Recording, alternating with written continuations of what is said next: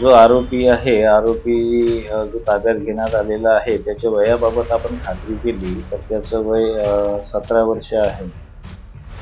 परंतु त्याला वेपन जे आहे त्याचा मित्र पियुष विनोद बघेल व 19 वर्ष राहणार तिलंखेडी याने त्याला शस्त्र ते पुरविल्याचे त्याने सांगितलेले आहे.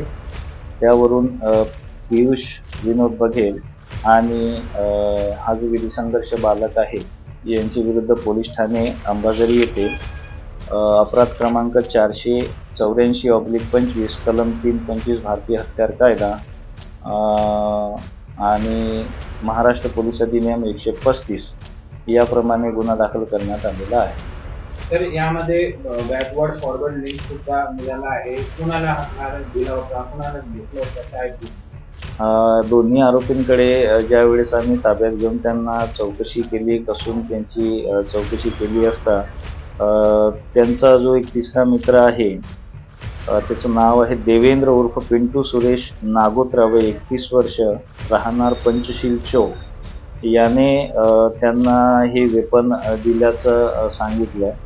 त्यावरून देवेंद्र याच्या घराची घरगडती घेतली असता त्याच्याकडे देखील एक पिस्टल आणि एक राऊंड मिळून आलेला आहे. तर हे अशा प्रकारे एकूण 2 पिस्टल आणि 4 राऊंड पोलिसांकडून जप्त करण्यात आलेले आहेत. पियुष विनोद बघेल जो आहे याच्या घरगडतीमध्ये देखील एक तलवार मिळून आलेली आहे. असं एकंदरीत सर्वांविरुद्ध गुन्हा दाखल करण्यात आलेला असून यातील 2 आरोपी सध्या अटक आहेत. एक आरोपी विधी संघर्षग्रस्त बालक असल्यामुळे सध्या सूचनापत्रावर त्याच्या आईवडिलांच्या ताब्यात देण्यात आलेला आहे. सर, काय पुरी घटना, कशासाठी हा हात घेतला होता आणि जे आरोपी यांच्या काय जुना पासबुक रेकॉर्ड आहे, काय कामधंदा करायचे आहे, कशासाठी हात आणला होता, काय? सध्या तपास सुरू आहे. याबद्दल अधिक माहिती आरोपींकडे विचारपूस करून PCR दरम्यान विचारपूस केल्यानंतर अधिक माहिती प्राप्त होऊ शकते.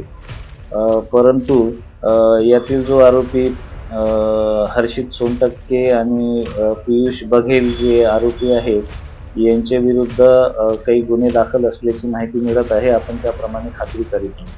तर जो मेन आरोपी आहे देवेंद्र यांनी ही पिस्टल कुठून आणली होती आणि त्याचा काही रेकॉर्ड आहे का? म्हणजे त्याचे काही रेकॉर्ड रॅकेट सोबत जोडलेला आहे का? सध्या रेकॉर्डवर त्याचा काही अभिलेख मिळून आलेला नाहीये, परंतु त्याला ते जे वेपन आहे ते त्याने बैतूलवरून प्राप्त केल्याचं प्राथमिक तपासामध्ये तो सांगतो आहे.